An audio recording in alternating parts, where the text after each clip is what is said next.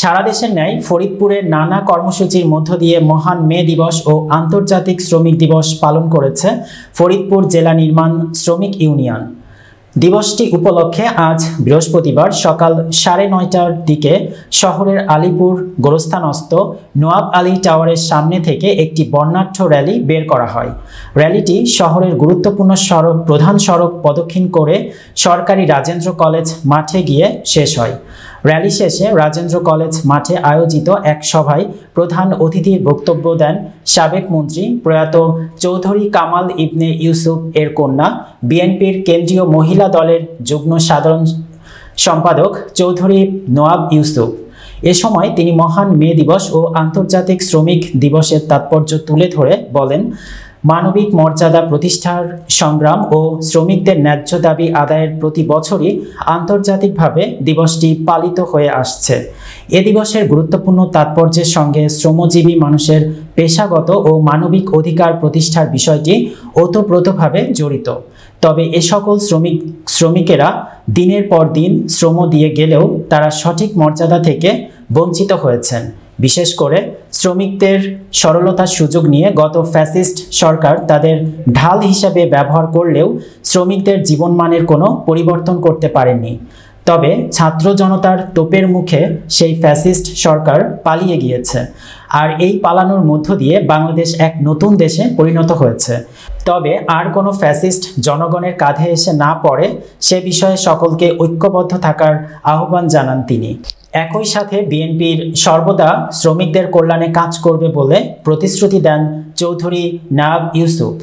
এর আগে শহরের উত্তর গোয়ালচামট এলাকা থেকে ফরিদপুর জেলা নির্মাণ শ্রমিক ইউনিয়নের সদস্য মোহাম্মদ আনোয়ার হোসেন মোল্লার নেতৃত্বে ঢালাই সর্দার গ্রুপের সকল নির্মাণ শ্রমিকবৃন্দ, নির্মাণ শ্রমিক ইউনিয়নের সাবেক সহ সাধারণ সম্পাদক মিজানুর রহমান সুক্তারের নেতৃত্বে কানাইপুর আঞ্চলিক নির্মাণ শ্রমিক ইউনিয়নের সাবেক সভাপতি হাতেম গাজীর নেতৃত্বে শহরের পৌর প্রতিমা বিসর্জন ঘাট এলাকা থেকে বাংলাদেশ হকার ফাউন্ডেশনের ফরিদপুর জেলা শাখার সভাপতি শেখ শাহজাহান এর নেতৃত্বে শত শত শ্রমিকরা বিভিন্ন স্লোগান দিতে দিতে নওয়াব আলী টাওয়ারের সামনে এসে জড়ো হয়।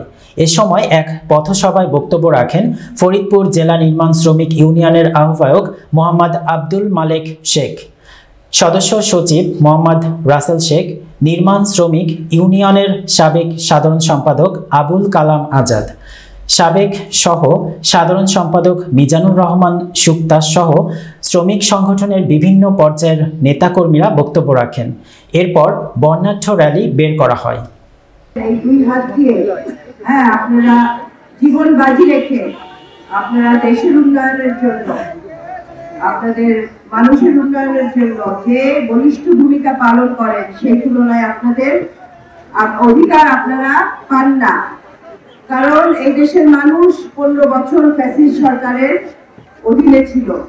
আপনাদের কোনো অধিকার এই সরকার ঠিক করে বলেনি।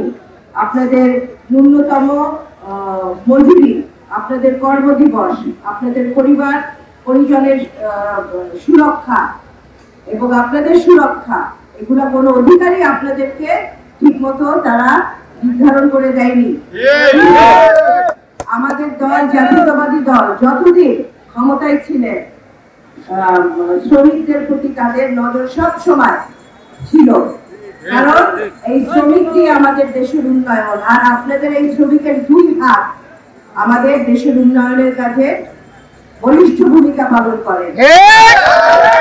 আমাদের দল যখন ক্ষমতায় আসবে আপনাদের সকল অধিকার আপনারা ফিরে পাবেন। আপনাদের পারিবারিক নিরাপত্তা, আপনাদের নিজেদের নিরাপত্তা এবং দেশের উন্নয়নের কাজে আপনাদের ভূমিকা নির্ধারণ করেই আপনাদের অধিকার প্রতিষ্ঠিত হবে। এবং আমাদের ভারপ্রাপ্ত চেয়ারম্যান তারেক রহমান বলেছেন, 18 ঘন্টা ডিউটি করে যেখানে পাচ্ছে মালিকদের নির্যাতনে পানি খাইতেছে ওখানে ঘুমিয়েছে, পিওনে গেছে ওখানে ঘুমিয়েছে, কাজ করতেছে ওখানে ঘুমিয়েছে। সেই সীতাকুণ্ড শহরে অর্থনৈতিক অবস্থা খারাপ হয়ে যায়। সেই অর্থনৈতিক অবস্থা সচল করার উদ্দেশ্যে ওই দেশের প্রেসিডেন্ট এবং বড় বড় ব্যবসায়ীরা নানা ধরনের কলকারখানা ও শিল্প কারখানার উপর মনোনিবেশ করেন। আর ওই শিল্প কারখানা কলকারখানার কারণে অর্থনৈতিক সচল রাখার কারণে সমস্ত শ্রমিকদের ওখানে মনোনিবেশ করেন। আর শ্রমিকরা